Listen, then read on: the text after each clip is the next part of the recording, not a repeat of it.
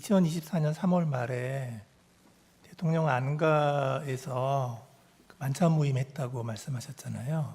네. 그게 그 안가가 어디에 있는 안가입니까? 삼청동입니까? 아니면 다른 동입니까? 제가 안가를 가본 건 그때가 처음이라서 과거에 옛 그 청와대 근처인 것 같은데 정확히 어느 동인지는 집은 잘 모르겠습니다. 예. 그때 참석자가 누구였죠? 네, 저하고 저는 국방장관이었습니다. 김용현 경호처장, 조태용 국정원장, 여인영 방첩사령관 이렇게 있었습니다. 그 당시는 증인이 국방부 장관이었죠. 네. 이제 그때 그 대통령이 비상한 조치에 대해서 언급을 했죠. 다시 한 번 말씀해 주십시오. 비상한 조치에 대해서 언급을 했죠. 예. 그때 그거에 대해서 증인은 반대하셨다고 했죠. 예, 저를 보고 그렇게 하신 것 같아서 저는 뭐 군을 책임지는 국방장관으로서 그에 대해서는 제고하고 좀 다른 의견을 표명했습니다. 그때 그 자리에 있었던 그 당시 그 조태용 국정원장 그리고 김용현 경호처장, 여인영 방첩사령관은 그 말을 듣고 다른 얘기 안 했나요? 예, 아까 말씀드린 대로 저와 국정원장의 어떤 의견 표명 후에 대통령께서 다른 주제로 전환을 하셨습니다. 그래서 그 두 분은 그 말씀할 기회가 없었던 것으로 제가 기억하고 있습니다. 그러면 조태용 국정원장은 뭐 찬성했나요? 반대했나요? 조태용 국정원장도 사실상 좀 다른 의견을 낸 것으로 제가 기억하고 있습니다. 예. 그리고 그 다음에 바로 집으로 안 가고 그 증인 공관으로 김용현 여인영 데리고 갔죠. 네, 그렇습니다. 이제 가서 무슨 얘기했나요? 예, 그날 이제 식사 끝나고 대통령님과 국정원장은 이제 따로 복귀하셨고 군 후배 2명이 남아서 가는 길이니까 우리 집에 차나 한잔하자. 원래는 그냥 그런 의도로 했습니다. 그래서 이제 대화를 하는 과정에서 아까 대통령 하신 말씀이 화제에 올랐고 그래서 대통령께서 그런 말씀은 아무리 술자리라도 사람들한테 하는 게 좋지 않겠다 이런 뜻으로 아까 진술한 대로 그렇게 그 두 사람에게 당부를 했습니다. 그러니까 증인이 대통령께서 혹시라도 그런 생각 갖지 않도록 해야 된다. 나는 국방부 장관으로서 절대 반대한다. 반드시 내 뜻을 전해달라. 이렇게 말했다는데 맞습니까? 예, 그 조치를 저를 보고 하셨는데 사실은 제가 거기에 동의하지 않으면 성립될 수 없기 때문에 대통령께서 이제 그런 생각을 아예 안 하시려고 그러면 제 입장이 중요하겠다는 생각하에서 조금 그 예의에 벗어나지만 제가 경호처장한테 제 뜻을 대통령께 전해달라고 말씀했습니다. 김용현 경호처장에게. 네. 그리고 나서 2024년 9월 6일에 증인은 국방부 장관에서 경질됐죠. 그렇습니다. 그리고 나서 이제 지금 맡은 국가안보실장으로 가셨고요. 예, 정확하게 이야기하면 8월 13일 날 제가 겸직을 했습니다. 예, 9월 6일까지 김용현 그 후보자가 장관이 될 때까지 그래서 2가지 겸직을 했고 9월 6일 이후에는 김용현 국방부 장관, 저는 안보실장 1가지 일만 전념하게 되었습니다. 예. 그런데 그 여인영 정보 그 방첩사령관은 그 2024년 3월에 그런 만찬을 했다는 얘기를 안 하거든요. 2024년 다시 한 말씀. 2024년 3월에 대통령 안가에서 예. 만찬을 할 때 예. 그 이제 여인영 방첩사령관이 있었다고 했잖아요. 예. 그런데 여인영 방첩사령관은 어떻게 얘기를 하냐면 자기는 하여튼 그런 자리에 간 적이 없다. 이렇게 얘기하는데 시기가 분명합니까? 그래서 저는 검찰이나 경찰 조사받을 때 그 이야기를 들었고 그 관련 근거가 여인영 전 방첩사령관이 그렇게 진술했다고 이야기를 해서 저도 뭐 그런 비슷한 기억이 나서 시기는 하여튼 3월 말 4월 초인데 정확하게 어떤 특정 날짜를 지정하기는 좀 쉽지 않았습니다. 단지 이제 검찰에서 제가 4월 초보다 3월 말이라고 한 이유는 그때 대통령께서 그 의료 개혁에 관련된 말씀을 좀 하셨거든요. 그리고 난 뒤에 4월 1일인가 그 의료 개혁의 담화를 발표하셔서 그 전에 한 것 같아서 제 기억으로는 3월 말로 기억하고 있습니다. 그 여인영 방첩사령관은 이렇게 얘기를 해요. 2024년 5월이나 6월경에 대통령과 국방부 장관 그러니까 그 김용현을 삼청동 안가에서 만나 저녁 식사를 했는데 그때 대통령이 계엄에 대해서 수위 높은 발언을 해서 여인영 사령관이 무릎을 꿇고 계엄 생각을 하지 마셔라라고 말씀했다고 이제 그 말을 했다고 그렇게 얘기를 하는데 여인영 같이 계실 때는 여인영 사령관이 뭐 그런 얘기 안 했다는 거죠. 아니 그 5월 달에는 제가 하지 않았었고요. 제가 국방부 장관을 하고 있는 동안 그런 모임 그리고 대통령과 별도로 만찬은 그때 3월 말인가 하는 그때 딱 한 분 있었기 때문에 저는 5월에 대통령과 만찬을 한 적이 없습니다. 한 번밖에 없었다는 거죠. 예, 3월 말 그때 예, 조태영 알겠습니다. 원장하고 같이 했을 때. 예, 그 부분은 좀 정리가 된 것 같고요. 자, 이제 그 12월 3일 상황을 좀 12월 3일 저녁부터 12월 4일까지 상황을 좀 여쭤볼게요. 네. 양원석 보좌관이 무슨 보좌관입니까? 양원석 보좌관인데 예. 예, 사고처 양 무슨? 원석. 그렇죠. 원석. 예, 예, 예. 그 무슨 보좌관이에요? 정식 공무원 그냥 보좌관으로 어디에 소속이 어디예요? 소속 저희 그 국가안보실장 직속 보좌관입니다. 제 사급 세기관입니다. 네. 예, 그 실장의 보좌관이군요. 네. 그다음에 그 당시에 국방부의 법령관리관이라고 있었습니까? 그 법무관리관을 아마 이야기하는 모양인데 그때 초기에 법무관리관이 그 뭐 법령직을 갖고 오고 했을 때는 제가 그 자리에 없었고 나중에 인성한 차장으로부터 그런 일이 있었다고 보고받았습니다. 그러니까 그 법령집을 들고 오는 게 법무관리관이 들고 왔다는 거군요. 뭐 그렇게 들었습니다. 전에 듣기로. 예, 법무관리관이나 공직기책입니다. 아, 예, 예. 여기 그 법령관리관이라는 용어가 있어서 제가 여쭤본 거고요. 자, 이제 증인은 그 12월 3일 21시 19분경에 양원석 보좌관이 대통령이 수석 비서관 이상 회의를 소집했다 이런 얘기를 듣고 용산으로 출발을 한 거죠. 예, 그런데 뭐 출발은 실추한 차량 기다리고 하느라고 하는 20분 이후에 22시, 네네네. 21시 한 40분경에 출발했습니다. 예, 예. 그래서 22시 1분에 용산에 도착했고 그 대통령실에 22시. 예, 22시 1분에 이제 용산에 도착을 했고 국무회의도 참석을 안 했고요. 국무회의는 뭐 열리는지도 몰라서 그냥 저는 다른 네. 방에 있었습니다. 예.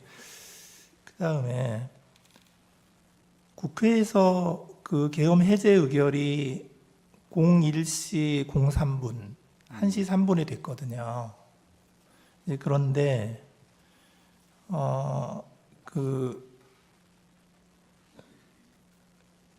지금 대통령이 1시 20분에 그 합참 전투 통제실로 이동을 하거든요. 이제 그런데 그 인성환 2차장이 증인에게 전화를 했죠. 그게 전화를 한 게 1시 31분. 전화 내용이 뭐였나요? 그러니까 20분에 갔다고 하는 것은 그 보좌관이 저한테 보고한 시간이고 네. 대통령이 정확한 이동 시간은 아마 경찰에서 갖고 있는 합참 입구를 들어오는 CCTV에 나와 있을 겁니다. 그건 그 정도로 하고요. 네. 01시 31분에 인성환 처장이 전화한 것은 개략적으로 볼 때 대통령이 이제 합참으로 같이 이제 10분 정도 이상 경관 시점이라고 저는 추정합니다. 그때 전화 와서 대통령이 여기 계신데 너무 오래 계시면 계엄 해제를 해야 되는데 시간이 걸릴 것 같으니까 저보고 비서장님하고 와서 대통령을 모시고 가는 게 좋겠다고 건의를 했습니다. 그래서 이제 뭐 그런 취지로 차장이 저한테 건의를 했습니다. 전화로. 그래서 증인하고 비서실장이 그 합참에 도착한 시간이 01시 37분. 아닙니다. 그게 검찰 조서는 그렇게 됐는데 아까 정정했다시피 경찰 공조본에서 CCTV로 확인한 걸 수사관이 알려주더라고요. 몇 그러니까 분인가요? 01시 46분에 합참 지하시설에 도착했습니다. 아, CCTV상. 46분에 도착하셨군요. 그리고 대통령 모시고 나간 시간이 01시 49분. 아, 49분. 네. 예. 이제 그래서 그 합참에 갔더니 대통령이 어디에 계시던가요? 그 결심지원실이라고 하는 합참의 이제 소위 전투통제실 중에 조그만 방에 계셨는데 그쪽으로 저하고 비서실장이 들어갔습니다. 예. 거기 들어가니까 지금 3명이 있었다는 거잖아요. 그렇습니다. 예. 그 대통령, 그다음에 김용현 국방부 장관, 박안수 계엄사령관. 네. 그랬다는 거죠. 그때 그 사람들이 그 방에 어떻게 있었습니까? 앉아서 있었나요? 서 있었나요? 이제 조금 원탁인데 가운데 타원형 원탁으로 기억이 되고요. 그 가운데 대통령이 계셨고 좌우측으로 국방부 장관과 계엄사령관이 있었습니다. 저희 들어가는 걸 보고 두 분이 자리를 양보해서 저희가 이제 그 자리에 앉았고 대통령께서 이제 그때까지만 저희 들어오는지 모르셨던지 아까 말한 책자를 보시면서 의안 이런 말씀을 혼자 하셨습니다. 그리고 저희가 앉는 임기측을 보고 저희들을 보고 오셨어요라고 인사를 하셨고 바로 그 정진석 비서실장이 복귀하시는 게 좋을 것 같습니다. 건의드리니까 그럽시다라고 해서 제가 잠깐 먼저 밖에 나가서 기다리겠습니다라고 그 결심지원실 밖에서 기다리니까 한 1분 정도 있다가 대통령이 나오셔가지고 복귀했습니다. 근데 그 박안수 계엄사령관 얘기는 조금 다르거든요. 뭐라고 얘기하냐면 예, 대통령님이 저랑 장관님 3명만 남고 모두 나가라고 얘기를 해서 장관님하고 대통령은 의자에 앉아 있고 박완수 계엄사령관은 서 있었다. 이제 그리고 그 이후에 대통령과 김용현 장관은 마주 앉아서 작은 소리로 뭔가 이야기를 하고 계셨고 박완수 사령관은 멀찍이 서 있었고 자기는 앉은 적이 없다. 이렇게 얘기하는데. 예, 저도 그렇게 진술한 걸 들었는데 그 중간에는 그렇게 앉아 있는지 모르겠는데 마지막 부분이지 않습니까? 공간이 40한 6, 7분에 들어갔을 때는 그때는 두 사람 다 아무 말 없이 대통령과 앉아 있었던 것으로 저는 기억하고 있는데 이게 뭐 제 기억이 잘못됐을 수는 있겠습니다. 그런데 어쨌든 저는 두 사람이 대통령님 앞뒤 좌우측으로 이렇게 앉아 있었던 것으로 기억하고 있습니다. 예, 예. 자, 그리고 나서 그 1시 50분에 이제 대통령이 경호차로 청사로 복귀했죠.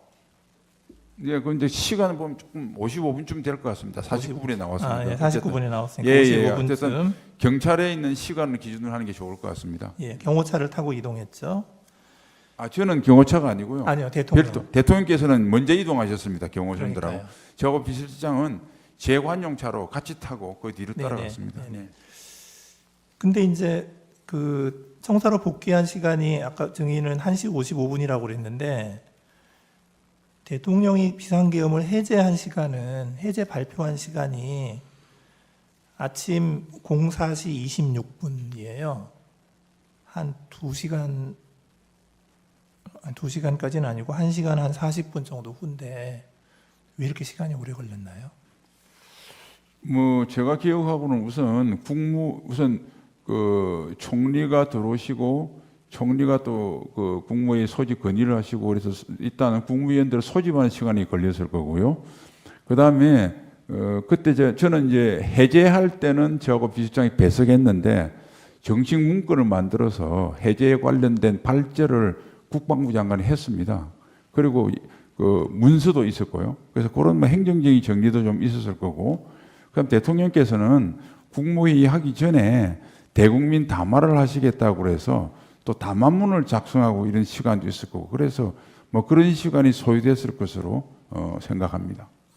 근데 이제 국무회의 시간을 보면 04시 26분에 비상계엄 해제 발표를 했고 바로 그 다음에 04시 27분에서 29분까지 2분간 국무회의를 했다는 거거든요. 그러니까 발표를 하고 나서 국무회의를 했는데. 그렇습니다. 대통령께서 지침을 국무회의 의결하기 전에 국민들에게 먼저 알려드리는 게 도리다 그래서 말씀하셨고, 그래서 저하고 비서실장이 해제할 때는 대통령을 모시고 2층 브리핑실에 가서 대통령이 말씀하신 걸 들었습니다. 그리고 대통령님이 집무실에 올라오시고 저희들은 바로 또 국무회의장에 가서 해제하는 데 배색을 한 바가 있습니다. 예. 마지막 질문인데요. 그 합참의 이제 전투통제실에 그 결심지원실이라는 게 있잖아요. 네. 그러면 그 안에 지금 대통령께서 머무른 시간이 그때 한 그 10분 이상 지연이 되니까 그 인성환 2차장이 대통령을 빨리 모시고 나가는 게 좋겠다는 취지로 증인에게 전화했다는 거잖아요. 그걸 왜 빨리 모시고 나가야 되는 상황이었나요?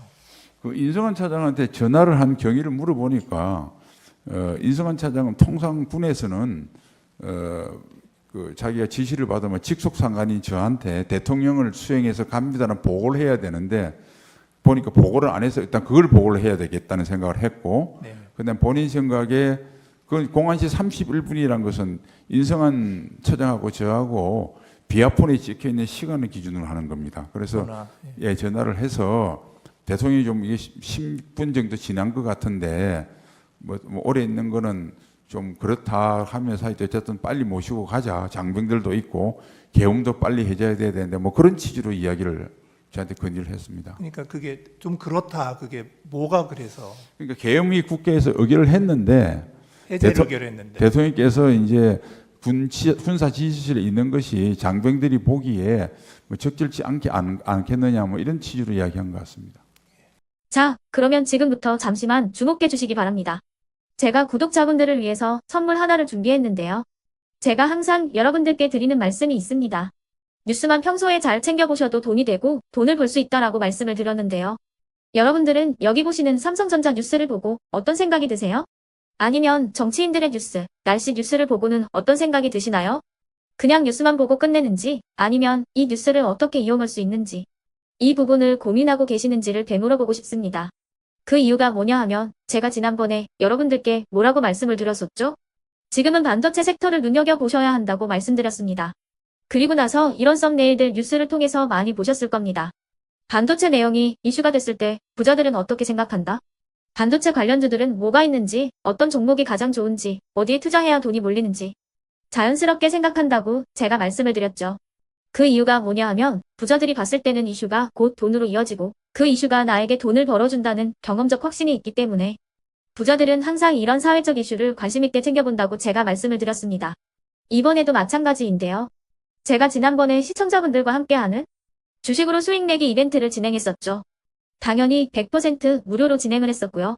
여기 보시면 아시겠지만 제가 지난번에도 구독이라고 보내주신 모든 시청자분들께 반도체 관련주 중에 가장 크게 급등할 딱 한 종목, 많은 종목도 아니라 한미반도체 한 종목을 여러분들께 추천드렸어요. 그러면서 여기 나와 있는 대로 정확히 얼마에 매수해야 하는지, 그리고 수익률이 어느 정도 나왔을 때 팔아야 하는지를 이런 부분들까지 여러분들에게 정확히 알려드렸었는데 지금 실제로 어떻게 되었다? 오른쪽을 보시면 아시겠지만 제가 지난번 문자 발송으로 이 한미반도체를 소개해드리고 나서 실제로 이렇게 5배 이상 어마무시한 상승이 나왔습니다. 100만 원만 투자를 했어도 무려 500만 원이 넘는 수익금이 생긴 거죠. 그래서 당시에도 굉장히 많은 분들이 제가 드린 이 한미반도체로 수익을 내실 수가 있으셨을 텐데요. 다시 한번 축하드린다고 말씀을 드리겠고 이번에도 마찬가지입니다. 앞으로도 2024년, 2025년 계속해서 기대해볼 섹터는 AI입니다. 그 중에서도 AI 반도체는 그 누구도 부정할 수 없는 미래 성장 산업입니다. 그러면 우리가 어떻게 생각해 볼 수 있을까요? AI 반도체 종목 중에 앞으로 크게 대장 역할을 하면서 10배 이상 급등할 수 있는 텐베거 종목을 지금부터 열심히 추적해야 한다는 겁니다. 큰 돈을 투자하지 않더라도 월급의 일부분 아주 소액이라도 이 종목을 모아가야 수백 %의 수익률을 손에 쥘 수 있는 것이죠.